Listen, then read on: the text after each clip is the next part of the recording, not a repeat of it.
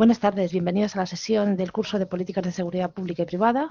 Soy Laura Fernández de Mosterín, la profesora responsable de esta asignatura, y esta sesión tiene por objeto hacer un repaso que os aclare o que se ayude a interpretar los contenidos de las unidades 1, 2 y 3. En estas unidades se trabaja en la primera, es una introducción al estudio de las políticas de seguridad y un planteamiento así general de los conceptos sociopolíticos más básicos que necesitáis adquirir para comprender la asignatura. La segunda unidad se llama Seguridad y su análisis, y en ella se abordan pues, los distintos conceptos de seguridad y su clasificación, algún tipo de clasificación que nos permita aproximarnos al fenómeno. Y en la tercera abordamos los marcos para el análisis de las políticas de seguridad. Así que, si os parece, vamos a hacer un breve repaso por las tres primeras unidades. Y empezamos con la unidad 1. La unidad 1, Introducción y conceptos sociopolíticos básicos, se prepara tal y como os lo he explicado en las orientaciones al estudio y viene recogido en la guía docente con las páginas de la 15 a la 40 del libro enviado como manual y con el texto externo que está colgado en el aula y que es de Anthony Giddens y se llama Gobierno, Poder Político y Guerra. Esos serían los dos materiales fundamentales. Y en esta unidad abordamos la naturaleza multidimensional de la globalización y los impactos que tienen sobre lo local y cómo esto afecta las condiciones en las que se produce seguridad e inseguridad. Algunos problemas terminológicos y conceptuales iniciales, la ruptura entre los discursos y los modos de proceder y las lógicas entre el mundo académico científico y el mundo de los operadores y de las autoridades, y un planteamiento, digamos, teórico que nos permite hacer unos ejes a partir de los cuales examinar la seguridad. La segunda parte de la unidad también os arroja algunos conceptos fundamentales que son esenciales para entender un poco la dinámica y el vocabulario del análisis sociopolítico. Antes de avanzar, quiero decir que con el pasar de las semanas os he ido dejando algunos vídeos en las unidades, y en esta unidad en concreto hay 3 vídeos. Uno que se llama Consideraciones iniciales para el estudio de las políticas, otro en el que desarrollo un poquito esta idea de los dos discursos y las dos funciones y la incomunicación entre los mundos científicos, académicos, científicos y profesionales, y un pequeño vídeo en el que os planteo estos 3 entramados institucionales que llamamos Estado, mercado y sociedad como conjunto de instituciones y cómo se interrelacionan en la producción de la seguridad, siendo el Estado, digamos, la institución o la organización central para eso. Esos vídeos creo que os pueden ayudar a profundizar en algunos de estos fenómenos. Bien, una política pública, así para iniciarnos, es un programa de acción gubernamental en la que una autoridad que tiene el poder político, y estos conceptos autoridad y poder político los podéis examinar en los vídeos que os he puesto, realizan un diagnóstico y a partir de él toman unas decisiones que están orientadas al cambio social, ¿de acuerdo? Este proceso tiene un ciclo y una dinámica que es sociopolítica que le da forma y ocurre en un contexto de instituciones concretas, el Estado, el mercado, nuestra integración en la Unión Europea, el modelo de democracia que tenemos, el modelo de Estado que tenemos, etcétera. Y en una sociedad concreta o en unas sociedades concretas que tienen unas características específicas y unos procesos de cambio social concretos, ¿no?, que hoy tenemos que entender en el marco de la globalización. Esa sociedad se interrelaciona con una unidad política concreta, que es el Estado-Nación, que es como resultado de un proceso histórico, pero que es una unidad política que tiene un territorio, una nación, una cultura compartida, un sistema político concreto, ¿no?, y que tiene el poder y la capacidad para hacer fuerte la ley en ese territorio y para esa comunidad. Y, como decimos, en un contexto sociopolítico concreto que se caracteriza por dinámicas que son sociales y estatales, pero también supraestatales y de cambio social global, que podemos decir. Esas políticas se ponen en marcha por parte de actores que son diversos y se ponen en marcha para sujetos, para grupos concretos de la sociedad. ¿A qué responden las políticas de seguridad? Bueno, muy a menudo las políticas de seguridad responden a decisiones políticas espontáneas y también a veces a cuestiones de coyuntura. Esta idea de la incomunicación entre el discurso científico y el discurso político nos lleva a la constatación de que muy a menudo lo que sabemos de la inseguridad y lo que dicen los datos no se corresponde con la respuesta que se dan a los fenómenos, por ejemplo, de la delincuencia, ¿no? Porque aunque deberían cooperar y hay unas dinámicas específicas de cooperación, muy a menudo son mundos que se dan en la espalda. La capacidad real de incidir, sin embargo, está en el ámbito político. Y aunque la política se haga a partir de la investigación, es la política la que lo determina. Y determina no solo la política, sino las investigaciones, ¿no? Esta cuestión está mejor explicada en un vídeo en concreto en el que podéis profundizar en esta cuestión. ¿En qué contexto nos movemos? Bueno, pues si seguimos a Amadeu Recasens y ya habéis estudiado otras asignaturas en las que os habéis aproximado lo que es ese proceso multidimensional que llamamos globalización, es el contexto que tenemos que tener en cuenta para examinar toda política pública, pero en concreto las políticas de seguridad. La globalización es un proceso o muchos procesos interrelacionados de intensificación de los intercambios, todo tipo de intercambios, de bienes, de personas, de ideas, de discursos, ¿no? Y la interdependencia creciente a escala planetaria. Tiene muchas dimensiones sociales, tiene dimensiones políticas, tiene dimensiones culturales.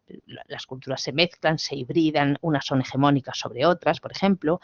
Hay procesos sociales como grandes migraciones, por ejemplo, cambios culturales, hay, en fin, por supuesto, procesos muy complejos a nivel económico, ¿no? De interdependencias y de flujos de capitales y demás. Igual que fluyen esas bienes, mercancías e ideas, etcétera, fluyen también las inseguridades, ¿no? Tanto las inseguridades como las estrategias para hacer frente a lo que genera inseguridad. Pero no solo fluyen las inseguridades, sino que fluyen también los miedos las percepciones de inseguridad. Todo este proceso genera bastantes tensiones a la institución que era la principal provisora de seguridad para los ciudadanos que administraba, que era el Estado-Nación, ¿no? Genera tensiones en el Estado porque desde arriba, digamos, desde el ámbito supranacional, el Estado tiene que ceder algunas competencias en muchos ámbitos, pero incluyendo también la seguridad, tiene que cooperar con otros estados, tiene que cooperar en organizaciones internacionales como la OTAN, por ejemplo, y también genera tensiones en el ámbito local. ¿Por qué? Porque al final en el ámbito local es el ámbito de las experiencias cotidianas de los ciudadanos, donde todas esas inseguridades, y esto lo veréis también en el vídeo y en el texto de Courbet, más en la unidad 2, donde esas inseguridades se hacen tangibles y materiales para los ciudadanos. Y entonces los ciudadanos demandan al sistema bueno, pues más certidumbre y más seguridad. Pero esto ¿cómo lo hacen? A través de los funcionarios que tienen delante, ya sean su ayuntamiento o los cuerpos policiales o los agentes, ¿no? La burocracia de calle. Le exigen en el ámbito local. Entonces, esto también genera tensiones al Estado como por debajo. Pero a la vez, este proceso modifica el propio concepto, ¿no? De seguridad y la realidad, lo objetivo y lo subjetivo, lo que percibimos como amenazante, como inseguro, pero también las realidades concretas, ¿no? Por eso, en este vídeo, aquí os he señalado que tenéis 2 vídeos donde podéis profundizar en esto, en el Estado como provisor y las tensiones a las que se ve sometido y la inseguridad real y la inseguridad percibida.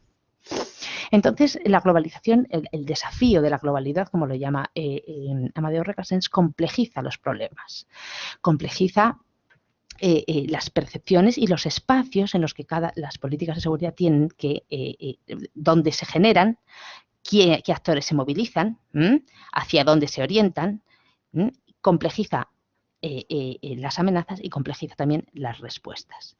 En este marco, teniendo que también en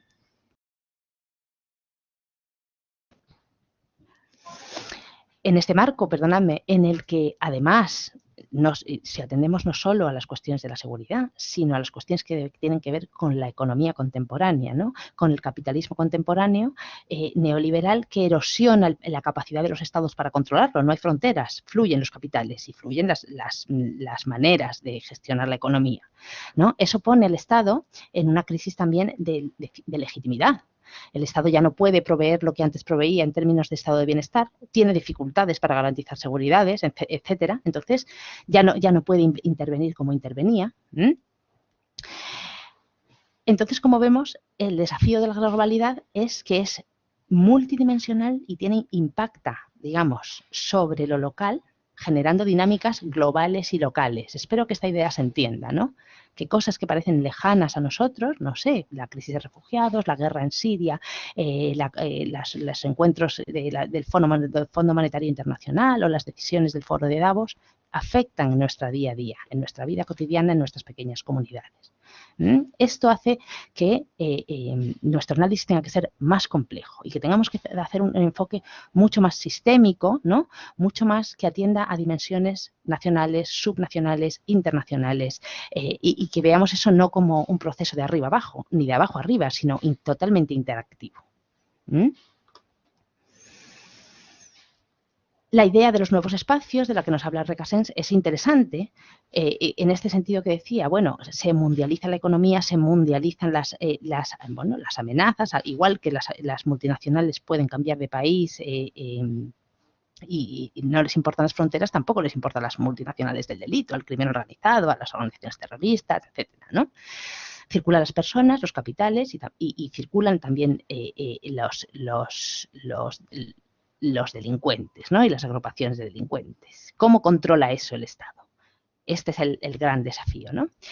Recasens nos propone dos ejes, ¿no? A partir de los que analizar la seguridad en condiciones de globalización. Por un lado está el eje espacial, macrosecuritario y microsecuritario, ahí tenéis la M grande y la M pequeña, pero también un eje social, ¿no?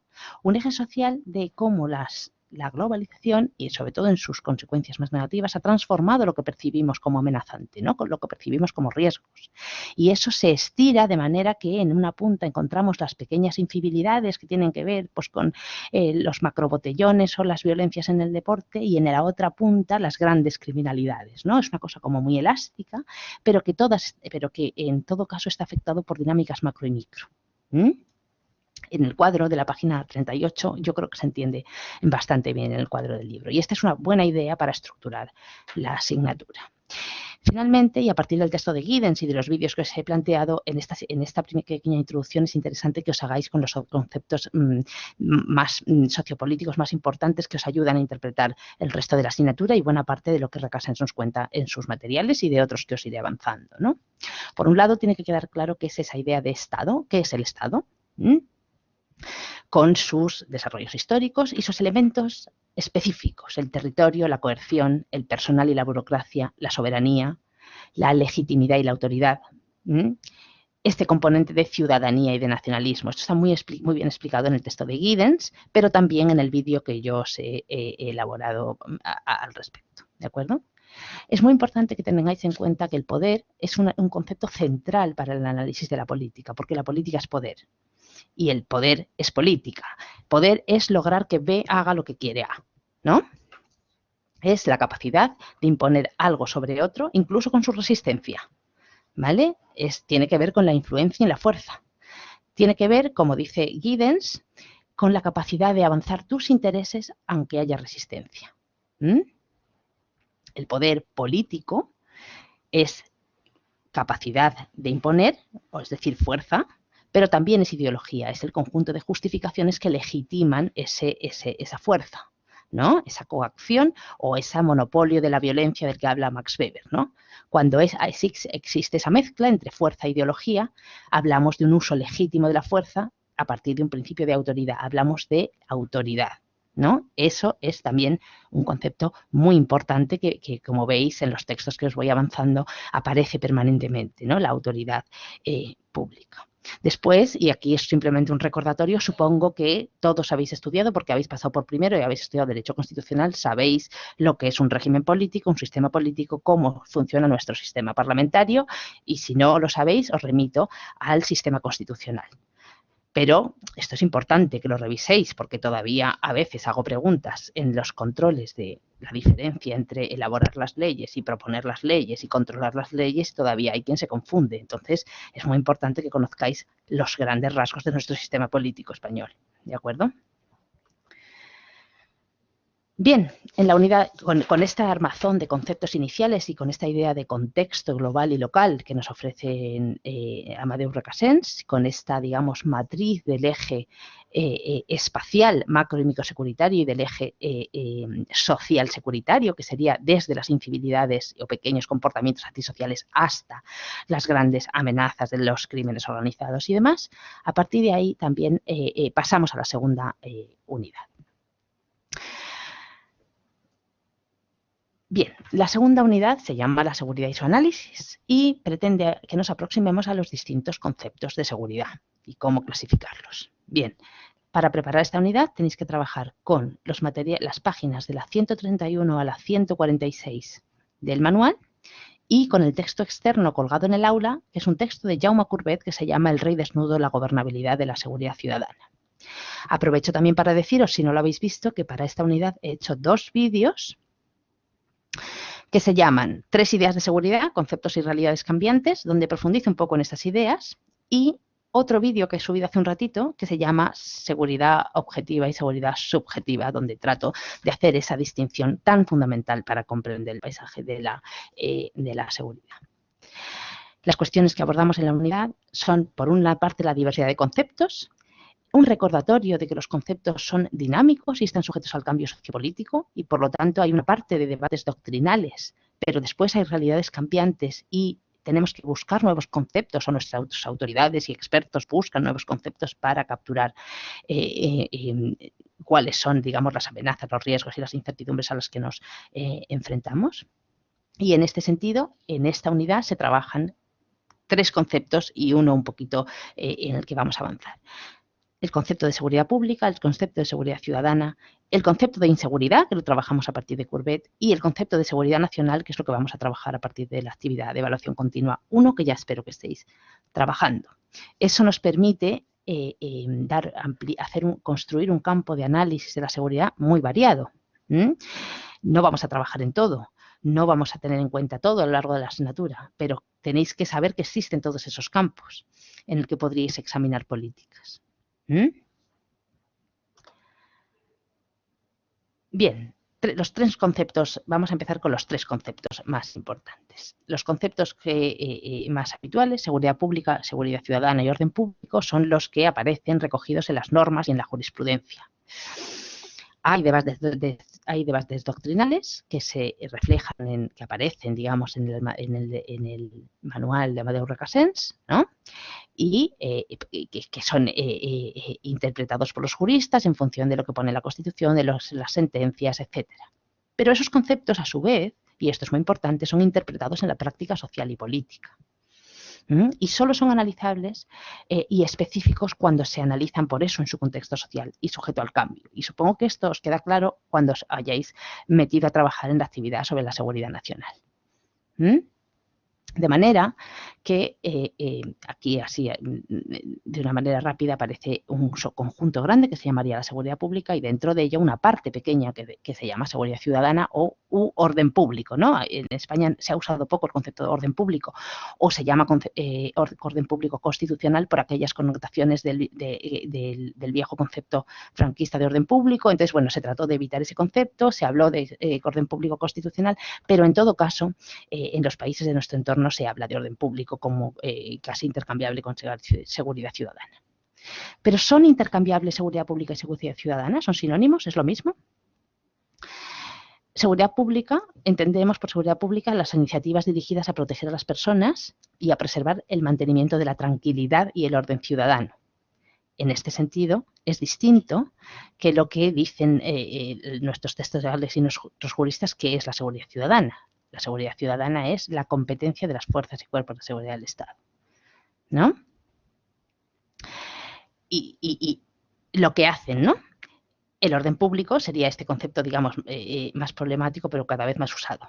Pero en los tres juegan tres elementos al menos. Por un lado, la jurisprudencia, lo que la jurisprudencia interpreta que son aquellas dos cosas, el contexto social y las tendencias retóricas del momento también, y los discursos y los debates políticos. Es muy visible eso con el orden público. O sea, ¿por qué si en todos los países de nuestro entorno se habla de orden público como de seguridad ciudadana, nosotros tendemos a no usarlo? Bueno, porque en nuestro caso tiene unas connotaciones que queremos y queremos evitar el concepto. Eso es contextual y eso es discursivo. Eso quiere decir que hemos llegado al consenso de que aquel concepto no nos gustaba. Lo mismo ocurre con la seguridad pública. Ahora, cuando nos hablan de la seguridad nacional, contiene seguridad pública y contiene seguridad ciudadana. Lo que pasa es que la desborda, ¿no? Por eso está lo que los conceptos significan está sujeto al contexto y las realidades que pretenden capturar. Vamos a profundizar un poquito más en seguridad pública y vemos que, según la definición de Recasens, es una competencia de las instituciones públicas y no solo de las fuerzas de seguridad, de las instituciones en su conjunto, que tienen por objetivo establecer, mantener y restaurar las condiciones de un estado de convivencia. Un estado de convivencia que no está determinado ni objetivado, pero que permita el libre ejercicio de los derechos y libertades. Como veis, esta definición nos lleva a varias ideas. En un primer nivel nos lleva a esa idea de estado de convivencia, nos lleva, que es, un estado de convivencia es el que responde a unos parámetros, a los parámetros que cada sociedad decide darse. ¿Bien? Y que es variable. No es, lo que hoy consideramos convivencia no es lo mismo que considerábamos convivencia hace 20 años. Hay cosas que ya no aceptamos y cosas que sí aceptamos. Tenemos una ley antibotellón. Hace 17 años no la teníamos. Podíamos vivir con aquello, pero llegó un momento que había un umbral de decir, bueno, hasta aquí hemos llegado, esto hay que regularlo, ley antibotellón. Este es un ejemplo. También es un ejemplo toda la regulación sobre el tráfico, sobre los elementos de seguridad en el coche, ¿no? Las sillas de los niños, está como pues antes íbamos amontonados cuando éramos pequeños, pero hoy eso nos parece inaceptable, intolerable y además tenemos que llevarlo porque eso ha permitido bajar los accidentes de tráfico, entre otras cosas, ¿no? O sea, las muertes, ¿no? Los accidentes de tráfico. Pero en algún momento nos pareció que era intolerable y lo decidimos regular. Las incivilidades varias, no sé, pintadas, ¿cómo se llama? Destrozo del mobiliario público. En algún momento no era delito, en algún momento eso se ignoraba o se aceptaba o podíamos vivir con ello, pero hay un punto, un umbral a partir del cual aquello no es aceptable y se interviene porque altera la convivencia. Lo mismo ocurre con la violencia contra las mujeres y es muy visible en los últimos años con las cuestiones de apologías o con los delitos de odio. Por eso lo que consideramos estado de convivencia depende y va cambiando. Está sujeto al cambio social. Pero también es una competencia de las instituciones públicas. ¿Quién debe intervenir? Bueno, cuando hablamos de seguridad pública, lo normal nos parece que quien tiene que intervenir es el sistema de control y el sistema de justicia criminal, pero no solo. Podrían intervenir otros sistemas, otras instituciones. De hecho, el estado del bienestar y sus paquetes o sus patas han sido un elemento importante de garantía de seguridad pública, de estado de convivencia, ¿no? A lo mejor ahora está en cuestión, pero en algún momento ha intervenido. Tiene que ver, seguimos con la definición, con parámetros sociales, con los parámetros sociales que cada sociedad se decide darse. Y aquí os remito a esta idea de Mary Douglas, que veréis más adelante, de la aceptabilidad del riesgo. ¿Qué estamos dispuestos a aceptar y qué no estamos dispuestos a aceptar? Y con la idea de umbrales de tolerancia. ¿En qué momento decimos se acabó, fuera botellón, se acabó, no se puede hacer apología de según qué cosas? ¿De qué depende eso? ¿Vale? Entonces, como veis, es una definición bastante abierta y muy sujeta al cambio. Depende de cada sociedad, depende de realidades y de percepciones, depende de equilibrios de poder, de quienes tienen el poder de determinar qué cosas son tolerables y qué cosas no son, y depende de discursos y de consensos a los que se llegan a través de la política. Porque, como habréis visto ya, si habéis ido leyendo las páginas del libro, la política versa sobre todo del conflicto de intereses y sobre todo de la distribución de poder. Entonces, ahí también juega en qué determinamos como convivencia y qué es lo aceptable y lo no aceptable, también juega el conflicto social, el conflicto político, ¿no? La lucha de poder y la capacidad de avanzar intereses. Pero en todo caso, esto no lo recuerda Recasens, sí que hay una idea de que la tranquilidad social está de alguna manera vinculada o ha estado históricamente vinculada al Estado social. A la capacidad del Estado de producir no solo orden, sino de hacerlo a través de las provisiones sociales que mantenían el equilibrio. Esto que acabo de decir hasta ahora es francamente distinto de lo que llamamos seguridad ciudadana. Seguridad ciudadana, y nos dice Recasens, es una parte concreta de la seguridad pública. Es la garantía de prevención, protección o reparación de integridad y legítimo disfrute de tus bienes, ¿no?, como ciudadano, y de poder realizar efectivamente tus derechos. Esta definición, que es lo que compete a las fuerzas de seguridad, tiene mucho más que ver con ausencias de violencias, ¿no?, con prevención y protección, con integridad y disfrute y con eso, ausencia de violencias para que yo pueda dedicarme a perseguir los derechos, ¿no? Esto sí queda claro que es lo que hacen las fuerzas de seguridad. Aquí tenía una diapo, aquí para atrás. Esto os lo explico también en los conceptos, en el otro vídeo en el que he ido más en profundidad. En inglés, los agentes de policía, las agencias policiales se llaman law enforcement, quiere decir los que hacen fuerte la ley, los que tienen la capacidad, porque tienen el monopolio de la violencia legítima, de hacer cumplir la ley. Y si no la cumples te sancionan, ¿no? O te llevan delante del juez para que te metan en la cárcel. Son los que hacen cumplir la ley, los que te permiten ejercer tus derechos. Y para eso te eliminan, o esa es su función, toda fuente de violencia o de alteración de tus bienes y de tu integridad, que tú puedas dedicarte a otras cosas porque eso está garantizado. Como veis, es distinto de la seguridad ciudadana, es una parte de la seguridad pública, perdón, es una parte muy importante, pero no es la única. Y en los últimos años, y para que veáis cómo los conceptos se van transformando, porque las realidades se transforman en relación con el cambio social, asistimos a un debate, ¿no?, sobre lo que se llama seguridad nacional. Esto lo podéis también comprobar, lo podéis profundizar un poco más en el vídeo que os he presentado. Es un concepto, como digo, que evidencia la complejidad que afrontan nuestras autoridades, ¿no?, y cómo están incorporando a su análisis las conexiones globales y locales. Es un debate que ocurre internacional de los últimos años. Todos los países tienen sus departamentos de seguridad nacional, sistemas de seguridad nacional, pero es ciertamente reciente. Hay países que los tienen desde hace mucho y otros que los están desarrollando. En su formulación reciente en España se recoge en la Estrategia de Seguridad Nacional del año 13 y en la Ley de Seguridad Nacional del año 2016, que estáis trabajando en la actividad de evaluación continua 1 y por eso tampoco me voy a detener porque tenéis que trabajarla vosotros. Sí quiero decir que contiene y desborda la seguridad pública, la seguridad ciudadana, pero también la defensa. Es decir, aquí el puzzle se está empezando a complejizar ya mucho.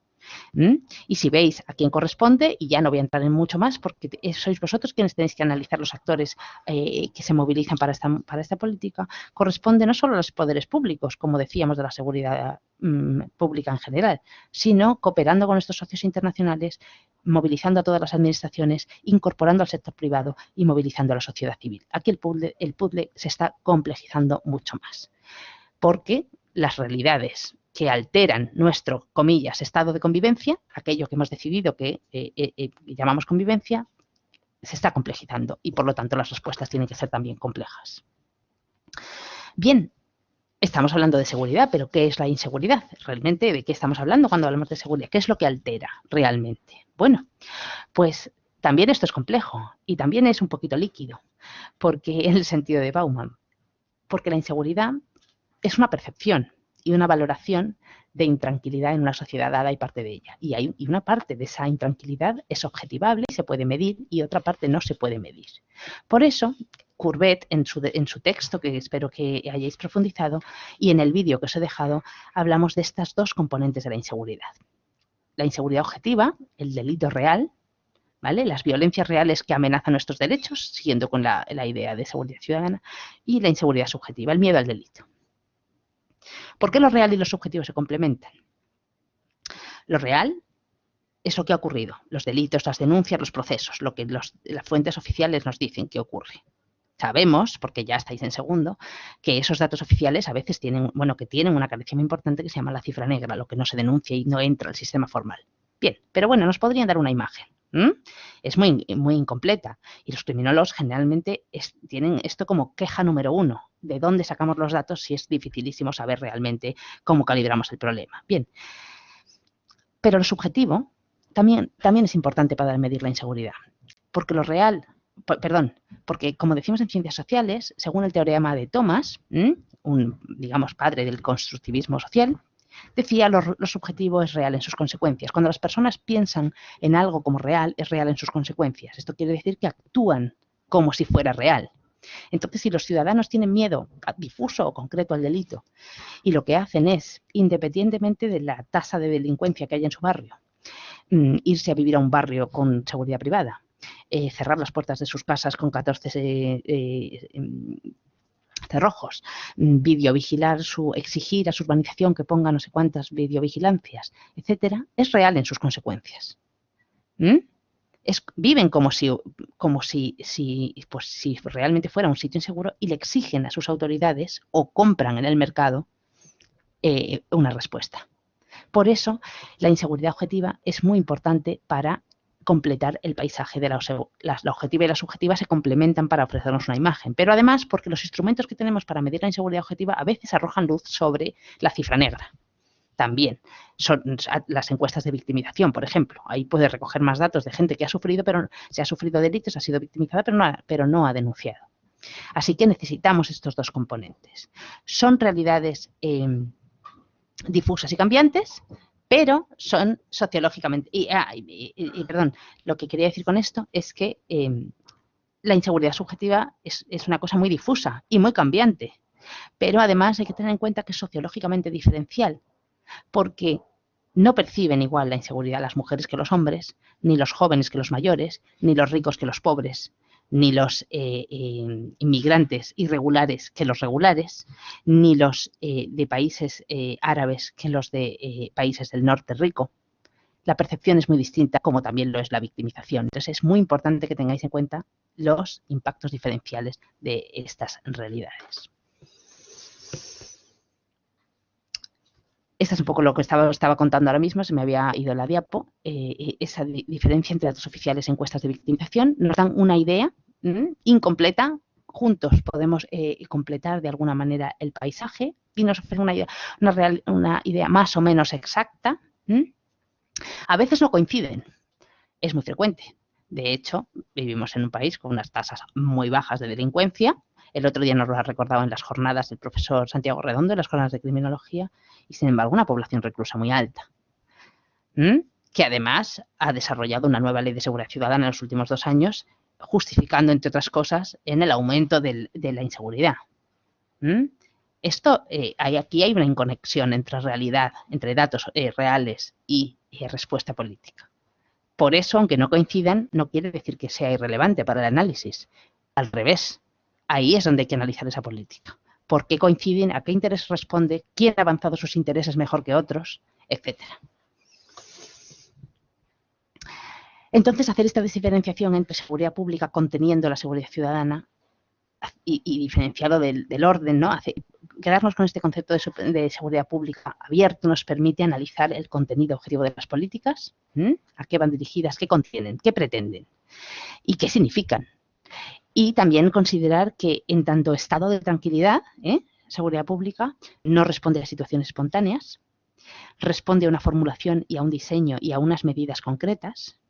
No es neutro, porque como vais a ver en la unidad 3, detrás de toda política pública hay una teoría del cambio y es el producto de una actividad política en un contexto específico, de demandas, de crisis, de sociológico, social, económico, global, etcétera. No es una medida que se pueda entender en el vacío. Es la seguridad pública, donde nos dice Recasens, el ámbito para elaborar políticas públicas, no la seguridad ciudadana. Cuando hablamos de seguridad ciudadana hablamos de técnicas concretas de ejercer la función policial, mejores, peores, distintas, variadas, pero si quieres hacer políticas de verdad, como la implementación de grandes programas orientados a la transformación social, la seguridad pública es el ámbito. Y esto entramos ya en la unidad 3. La unidad 3 se llama, y nos va a decir mucho más de las políticas públicas y de a qué cuestiones tenemos que atender. La unidad 3 se llama Marcos de análisis para las políticas de seguridad y se prepara con las páginas 146-161 del manual y con el texto externo que os he colgado en el aula de dos politólogos expertos en políticas, en análisis de políticas públicas, muy célebre, muy utilizado. Es un poco el que utilizamos en la Facultad de Políticas, ¿no? Que nos proponen un marco de análisis de las políticas públicas. Entonces, ¿qué son las políticas públicas? ¿Qué es una política pública? Cuando hablamos de política hablamos al menos de tres cosas. Hablamos de política, politiquera y políticas. Vamos a decirlo. En inglés tienen tres términos que son politics, polity y policy. Está interesante saberlo. Entonces, la política con mayúscula, digamos, tiene que ver con los fenómenos de lucha de poder, ¿no? En la que concurren partidos, grupos de interés, categorías sociales, y que quieren ejercer la influencia, ¿no? Y ocupar funciones de autoridad en un país, ya sea en el mercado electoral, ¿no? Concurriendo ya una vez en las instituciones, ¿no? Quieren influir, avanzar sus intereses, ¿vale?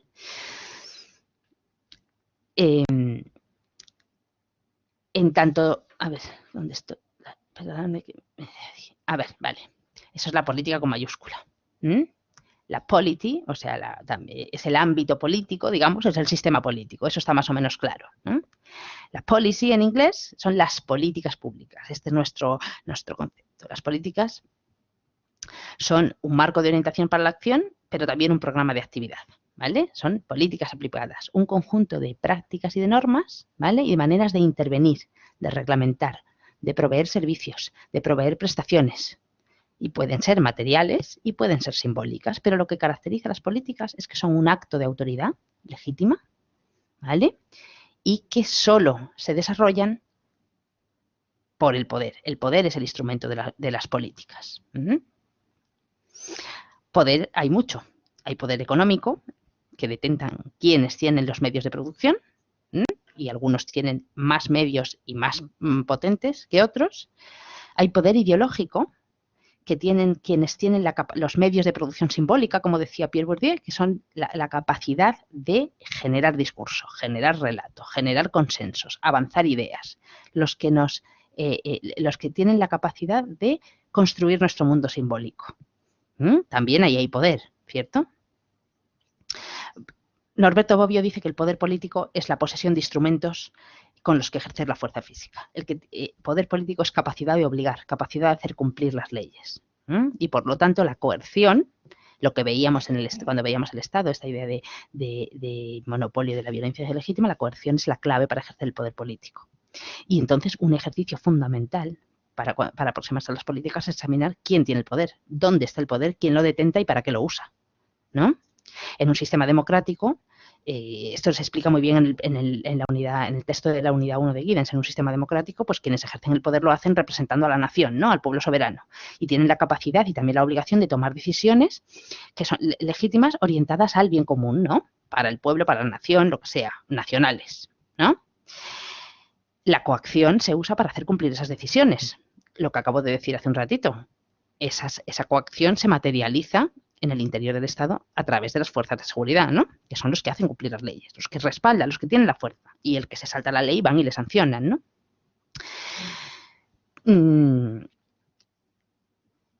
Entonces la coacción se usa para hacer cumplir las decisiones y para que en una unidad política y en una comunidad política se esté libre de ataques desde el exterior, para esto está la defensa, y en el interior del Estado. Este es un sistema de control, ¿no? Lo que hace entonces las políticas de seguridad o la seguridad es preservar ese espacio donde se ejerce el poder. Ese espacio donde se ejerce el poder, ya sean los ciudadanos representados en el sistema democrático o el Estado, ¿no? Necesita defenderse de alteraciones de su tranquilidad desde fuera y desde dentro.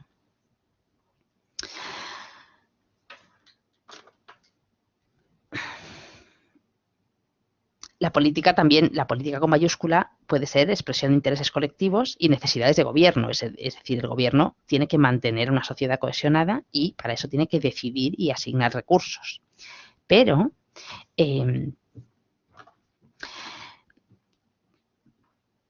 no solo las autoridades participan de las políticas, aquí entran en juego otros actores y es muy importante tener en cuenta el amplio abanico de actores que participan en alguna de las fases de la dinámica de una política.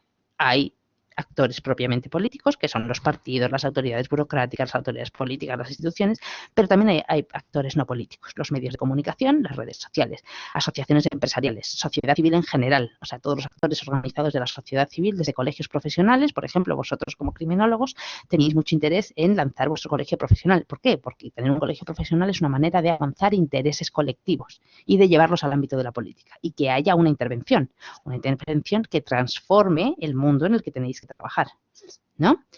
Bueno, pues esos son actores no políticos que participan de las políticas públicas, o los think tanks, por ejemplo, ¿no? Esto lo hablamos también en uno de los vídeos de la unidad 1. Bien, entonces las políticas, ¿qué son? Son decisiones y son interacciones.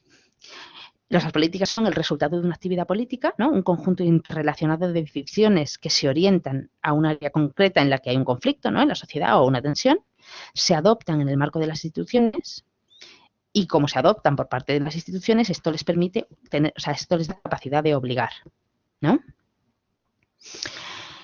Pero en el diseño, aunque obliguen las instituciones y las instituciones emiten el programa, en el diseño y en otras fases participan estos actores que van más allá de las puras autoridades académicas. Para Yves Meny y su colega, y como podéis comprobar, las políticas son el producto del sistema político, pero no solo son eso. Las políticas dan capacidades a los poderes públicos.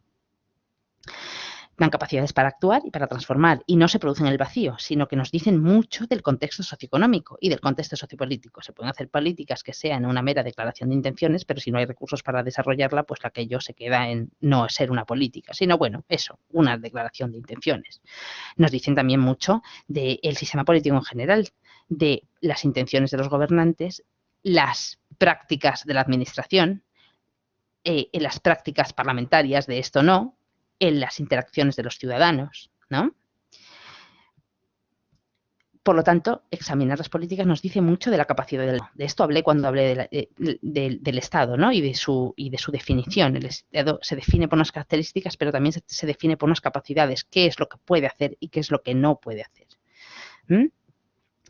Así que comprender las políticas no es solo ver lo que se hace, sino también lo que no se hace. El no hacer es hacer política y nos dice mucho de la naturaleza del Estado. Por eso dice Subirats, las políticas son mucho más que decisiones. Son decidir que un problema existe, decidir actuar, decidir una manera de actuar, un proceder. Y en ese proceso hay muchas interacciones que no son solo las autoridades públicas. Como decías, los grupos de interés, los think tanks, el sector privado, los ciudadanos que no les gusta ese proyecto y quieren cambiarlo. Hay muchas interacciones en muchas fases del proceso. Esto nos permite conceptualizar la decisión, las políticas como decisión política, como un programa de acción y métodos y medios apropiados, movilizando actores, instituciones y recursos para conseguir unos objetivos políticos. Esta idea de... a ver, lo que os quería decir aquí. Vale. Pero toda política, que es un programa de acción, es un programa de intervención. Y por lo tanto, el que decide, o los que deciden, que no siempre son autoridades, al final deciden las autoridades, pero en el proceso de darle forma, de que salga la idea, de que la idea es esto, de qué tal, en el que decide está operando un cambio social, porque va a impactar, va a intervenir. Aunque solo sea en la formulación, se interviene, genera un impacto. Así que en el análisis de políticas públicas hay que asumir, y es fundamental, ver que el decisor es portador de una teoría del cambio y una teoría de la sociedad. Por eso, desvelar la teoría del cambio que hay detrás y el modelo de sociedad al que quiere llegar este decisor con esa medida, o estos decisores, es fundamental. Y por eso, entender el proceso como dinámico, en qué momento entra cada actor, con qué interés, Es fundamental. Tenemos que analizar la política en todas sus fases. Tenemos que analizarla atendiendo a múltiples actores y tratar de desvelar qué teoría del cambio hay detrás. Por eso, analizar políticas es considerar que una intervención va a generar una alteración del estado de cosas y va a generar unos impactos. ¿Qué impactos genera y hacia dónde van estos impactos? Es fundamental. Para eso atendemos a los objetivos que se persiguen, a los resultados que se prevén, a los sujetos que están afectados, a quiénes van a ejecutar esas medidas y al tipo de medidas, al tipo de políticas que son en términos de cuánta coacción o qué pretenden. El modelo de sociedad que está inspirando la medida y el modelo de sociedad al que se llega, de hecho, es fundamental en el análisis de políticas. Para esto, aunque os voy a dejar un vídeo, que no me ha dado tiempo a grabarlo, pero aunque os voy a dejar un vídeo específico de lo que es el ciclo o las políticas públicas como sistema de acción, es muy importante atender a esta, digamos, circuito o ciclo, ¿no?, de las políticas de seguridad. Jones lo que planteaba es que las políticas tienen un ciclo que empieza con la identificación de un problema entra en la agenda como problema, vamos a decir, yo qué sé, el botellón, de nuevo, ¿no? Bueno, en un momento dado la sociedad española convive con el tema, pero bueno, empieza a haber protestas ciudadanas, empieza a haber altercados, empieza no sé qué, bueno, y eso se empieza a construir como problema, y entra en la agenda. Ahí empieza una política. Cuando algo se genera, se formula, se identifica como problema. Después hay que hacer una formulación y determinar que eso efectivamente es un problema que tiene tal y tal entidad y que se diseña una solución. Se puede actuar o no actuar. Se puede tener identificado el problema de las incivilidades, del botellón, del comportamiento antisocial y no sé qué, y mirar para otro lado, como nuestras autoridades hacen en muchas ocasiones, mirar para otro lado, ¿no? Pero se puede formular una solución. Y esta segunda fase contiene ya un diagnóstico de la situación. A partir de ahí se toman unas decisiones. ¿Qué se decide o qué no se decide? ¿Cómo se decide? ¿Quién participa en esa decisión? Hasta que ya se toma una decisión, digamos, por parte de las autoridades. Es una fase siguiente. Después cuando se decide, hay que dotar de recursos, decidir una manera específica de actuar. Y se ejecutan los programas. Para ejecutarlo hay que movilizar recursos, recursos, burocracia, etcétera. La terminación de una política no ha terminado hasta que no se evalúan los impactos. Eso ocurre muy pocas veces en nuestro país. Los impactos, bueno, sí, algunas se han evaluado, pero en general no hay espíritu de evaluación de políticas públicas. Es muy importante que veáis, vuelvo a la siguiente, sobre esta cuestión, sobre este marco que a mí me parece muy interesante y que quiero que penséis que no es directo, o sea, no es la política empieza cuando se identifica el problema. Mejor dicho, empezamos a analizar cuando se analiza el problema. No, en cualquiera de esas fases se puede analizar la política, se puede analizar a partir de la toma de decisiones y tirar del hilo y ver cómo se identificó este problema, cómo fue formulado. Se puede empezar por la ejecución de los programas y tirar del hilo. Se puede empezar por la identificación. Es un ciclo abierto, no sé cómo deciros, si es un ciclo vivo e interactivo. En cualquiera de las fases hay conflictos, hay interacción entre administración, autoridades, sector privado, sociedad civil, ciudadanos. ¿Comprendéis? Y eso va modificando el ciclo. Esto es una diapositiva en la que he intentado explicaros un poquito cómo era esta idea de las políticas, ¿no?, del ciclo.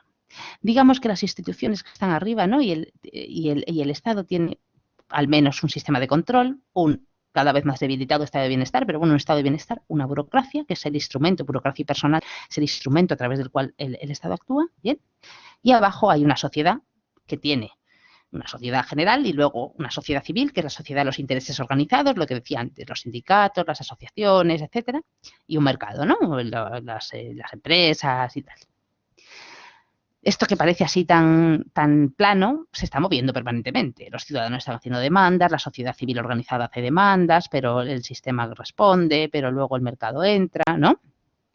Y eso ocurre, digamos, atravesado por lo que tenemos a la derecha: lógicas económicas, contexto cultural, especificidades de los grupos sociales que piden y que son sujetos de las políticas, con un legado histórico de cosas ¿no? De maneras de hacer política, de políticas que son prioritarias. Lo vais a ver, o sea, en el caso español, o sea, las políticas antiterroristas se han comido casi todo. Porque es un legado histórico, porque hemos convivido con eso durante 50 años y eso ha dado forma a las prioridades políticas. A veces también a las prioridades ciudadanas, pero no siempre. Entonces, eso que tenemos a la derecha son cosas que van afectando a la interacción entre instituciones y sociedad, ¿vale? Y lo que tenemos a la izquierda, también, poder e intereses. Eso también entra ahí al diagrama, ¿no? Eso ocurre además, si os fijáis en la esquina izquierda, arriba izquierda, en un contexto que es global y local, esto que vimos en la unidad 1. Entonces, toda esta interacción en este sistema dinámico, nosotros tenemos que ver problemas, decisiones, programas e impactos y sobre todo, y esto es lo más difícil, desentrañar qué teoría del cambio hay detrás, a dónde se quiere llegar, de dónde se viene y a dónde se quiere llegar. ¿Y qué pasa con las políticas de seguridad? Bueno, pues habiendo hablado de este marco general, ¿no? Cuando hablamos de políticas de seguridad hablamos de políticas sectoriales, ¿no? Son específicas, pero no solo, porque no se pueden desligar de otras, como las políticas de bienestar, de urbanismo, la sanidad, la defensa, la educación, etcétera, ¿no? En conjunto, las políticas de seguridad con esas otras se convierten en el centro de la política, porque solo en condiciones de seguridad podemos ejercer otros derechos, ¿no? Porque solo en condiciones de tranquilidad pueden los ciudadanos dedicarse a otras cosas y puede el gobierno llevar a cabo su agenda, ¿no? Entonces, el alcance de las políticas de seguridad se evalúa ya desde el inicio, teniendo en cuenta que no son neutras, porque se han elaborado con todo lo que acabo de contaros, con todo ese proceso de interacción entre autoridades, sociedad civil, expertos, mercado, sector privado, etcétera, ¿no? Luchando en una lucha de poder, queriendo avanzar intereses, ¿no? Así que no son neutros. Implican mecanismos de poder, las políticas, pero además se trata de políticas que pautan precisamente cómo se utilizan el poder y el control. No es lo mismo pensar las políticas de seguridad, que las políticas se limitan a lo que hace la policía, ¿no? Y los ciudadanos, en lo que tiene que ver con el delito, que incluir también la política criminal, la política judicial, la política penitenciaria. Y no es lo mismo incluir en la seguridad pública las políticas de bienestar, la integración cultural, la educación, la inserción juvenil, el empleo, las casas, etcétera. Dice Recasens que como por política de seguridad entendemos esto. Esta es su definición operativa. A mí me gusta, creo que es útil.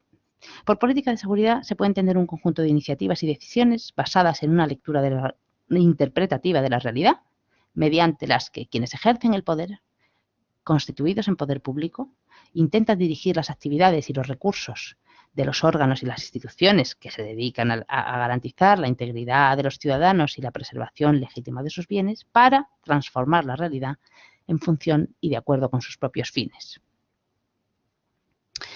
Esta definición tiene muchos elementos que os he subrayado y que son muy importantes.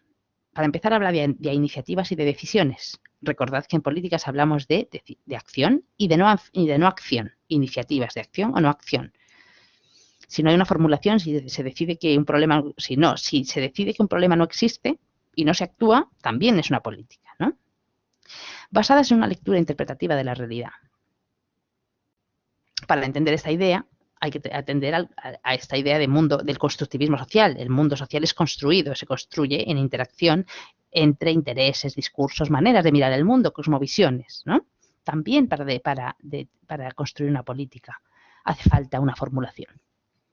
Lo llamamos de una manera y no lo llamamos de otra. Incluimos unas cosas y no incluimos otras. Esto es lo que estáis analizando precisamente en la formulación de la seguridad nacional. ¿De qué hablamos cuando hablamos de seguridad nacional? Un análisis fino tendría que tender a de qué no hablamos también, ¿no? Pues esta es la idea, a partir de una lectura interpretativa de la realidad.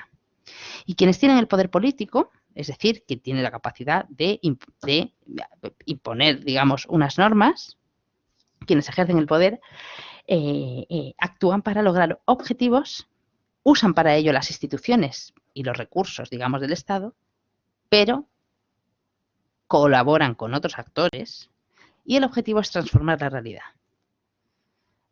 Transformar una realidad porque hay necesidad de hacerlo, porque lo ponía en el programa electoral, porque hay una demanda de no sé cuántos sectores de la población, lo que sea, pero tienen que transformar la realidad. Y transformar la realidad para mantener esa idea de seguridad pública, ¿no? La tranquilidad acordada, ¿no?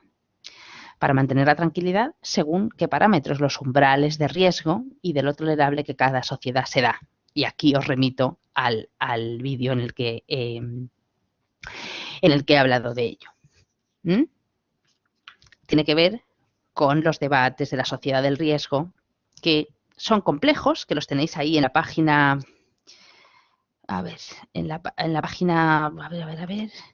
entre las páginas 155 y 167, Recasens nos introduce en los debates sobre la sociedad del riesgo, ¿no?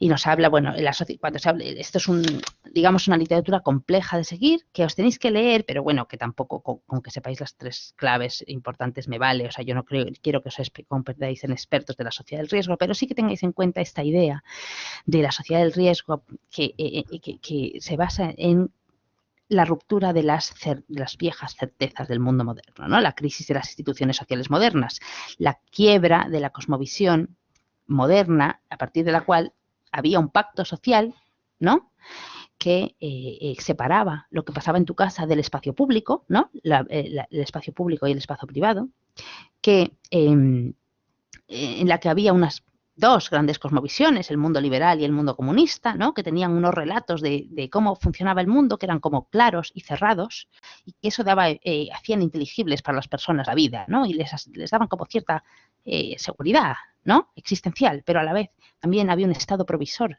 que te garantizaba pues las cosas más importantes, de manera que había como es esta idea de lo sólido, ¿no?, lo de que hablaba Aumann, ¿no?, certezas a lo largo de tu vida. Eso para la vida del ciudadano. Todo era más previsible. El Estado te aseguraba trabajo, te daba educación, te daba salud. Tenías claro lo que ocurría en tu casa de lo que ocurría en el espacio público, ¿no? El capital tenía un papel controlado, ¿no?, por el Estado. El Estado se encargaba de socializar las consecuencias del capitalismo. Y esto se ha quebrado en los últimos 25 años. Esas viejas certezas ya no existen, se han roto. Y aparece la noción de riesgo. Junto con la noción de riesgo aparece el proceso de individualización de las responsabilidades. Ya no está esta cosa que se dice mucho de ya no está papá Estado para asegurártelo. No, ahora todo es responsabilidad tuya. Es responsabilidad tuya tu seguridad, es responsabilidad tuya si te has quedado sin trabajo es cosa tuya porque tú te lo mereces. No es que no haya oportunidades en el sistema, es que tú te lo mereces o bueno, o no has estudiado o eres un fracasado, lo que sea, todo se individualiza. Tú eres responsable de tu propia trayectoria, tú eres responsable de todo. Pero ese riesgo también está socialmente desigual, no afecta igual, no se reparte de igual manera los riesgos. Entonces, bueno, no quiero profundizar mucho en esto porque voy a intentar haceros un vídeo específico y si no lo puedo hacer, pues no pasa nada porque tampoco quiero que seáis unos expertos en esto, pero sí que tengáis en cuenta que al final, lo que da forma a ese estado de convivencia que acordamos, a ese estado de tranquilidad y lo que lo altera, son cosas propias de nuestra sociedad contemporánea y tienen que ver mucho con lo que Ulrich ve la sociedad del riesgo. Más cosas que os quería contar de esto. Bueno, políticas de seguridad ha quedado claro que son iniciativas, programas y decisiones para transformar una realidad. Recasens también nos habla de lo que son las falsas políticas de seguridad, que es curioso, ¿no?, las pseudopolíticas y las políticas simbólicas. Porque dice que no todo lo que se define como políticas lo son, ¿no? A veces se hacen decisiones que no están basadas en la evidencia, que se quedan en meros actos que no son coherentes con nada más de lo que se ha hecho, ¿no?, y que no llevan a ningún sitio. A veces son un entretenimiento para ganar tiempo, que esto es lo que llama políticas simbólicas, que es muy curioso. ¿Os acordáis? Bueno, por ejemplo, el famoso cheque de los 2.000 euros de ZP, ¿no?, que de pronto era como para los que tenían un hijo. Bueno, pues eso no arregló la vida de nadie, ¿no?, duró 1 año y medio, pero parecía como una gran política de bienestar. Eso no es una política de bienestar, eso es una política simbólica o un acto simbólico. Y en el mundo de la seguridad también ocurre, ¿no? De pronto el plan policía, no sé qué y tal, pero mucho retórica, mucho contarlo, pero luego no hay recursos, porque no hay recursos para nada, ¿no? ¿Qué es eso? ¿Una política pública o una pseudopolítica? Esto es lo que quiero que tengáis en cuenta y analicéis. Es decir, que el desarrollo de una política de seguridad requiere trazar un camino claro, a partir de un diagnóstico claro y respetar, digamos, una lógica que nos permita hablar de políticas, que sea coherente, que se tome a partir de una interpretación de la realidad una serie de decisiones que conduzcan a unos resultados. Eso no quiere decir que no podamos analizar las pseudopolíticas y las políticas falsas, que va al revés, son muy importantes de analizar, porque tenemos que ver a qué obedecen, a qué intereses económicos, a qué demandas, a qué manipulación política o a qué coyuntura. O sea, también discernir eso es importante. Sobre todo ahora que estamos en esto de la posverdad, ¿no? De discernir los hechos a partir de datos y eso es un desafío, ser capaces de discernir hechos a partir de datos y construir diagnósticos fiables sobre la delincuencia que nos permitan formular realmente programas que intervengan para transformar una realidad, para reducir la delincuencia. Si ese es el problema, si hay que reducir la delincuencia, vamos a ver realmente cuáles son los datos, vamos a hacer un buen diagnóstico, vamos a hacer una buena intervención. Y si el problema no es ese, sino que es la inseguridad percibida, los miedos y las ansiedades, vamos a examinarlo bien, a qué responde, por qué nuestra sociedad tiene miedo si realmente no hay por qué tenerlo, ¿no? O sea, se trata de hacer un buen diagnóstico para construir un buen programa, un programa que tenga impactos. Hacer una formulación y analizar los impactos y ver la teoría del cambio, eso es fundamental. Y bueno, esto es lo que quería contaros en las 3 unidades estas, que llevo ya 1 hora hablando. Aquí os he dejado unas estrategias para el estudio. Yo creo que una o varias lecturas de los materiales es importante. Os he ido dejando vídeos, yo creo que ilustran, son cortitos, no 10-15 minutos, de cosas muy concretas, pero creo que os pueden servir.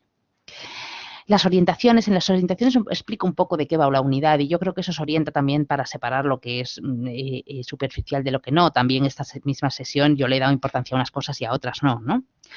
Y también es la idea de que penséis las ideas teóricas con las actividades que estáis realizando. Ahora mismo estáis trabajando sobre la seguridad nacional, pero no solo estáis trabajando sobre la seguridad nacional como un nuevo concepto. Ahí ya podéis pensar en formulación, identificación de problemas, programa. ¿Qué problemas puede tener esta política? ¿Qué actores han concurrido en su elaboración? Investigad un poquito, a ver, ¿qué dinámicas de poder aparecen ahí? ¿Qué tiene que ver con la globalización y con lo local? ¿Y cómo le afecta la situación económica? ¿Y cómo afecta el sistema policial español y la descentralización de la seguridad en las comunidades autónomas y en los municipios? Pensad sobre ello. Otra manera es tratar de escribir medio folio sobre conceptos fundamentales. Expresarlo con vuestras palabras, pero tratando de tener un lenguaje un poquito técnico. Y yo siempre digo que tratéis de dialogar entre la teoría y la realidad social. Muchas cosas aquí parecen muy abstractas. De hecho, las políticas públicas son ideas abstractas porque no existe, o sea, nuestros gobernantes no cogen y dicen, ay, tenemos este problema, vamos a hacer una política pública, no sé qué. No, ellos han ido tomando decisiones sobre la marcha, sobre cosas, a veces con un programa, a veces con un tal. Somos nosotros los que tenemos que coger esa abstracción, coger un momento de tiempo, coger y buscar evidencias de esa política en conjunto. Y una estrategia que a mí me gusta utilizar es buscar la seguridad en vuestra realidad cotidiana, las políticas de seguridad en vuestra realidad cotidiana, no solo ya en los debates políticos y en las noticias, tal, sino en el urbanismo, dónde están las cámaras, cuántos policías hay, cuántos asistentes sociales hay, cuántos, no sé, pensad sobre ello, buscadlo en la realidad del entorno.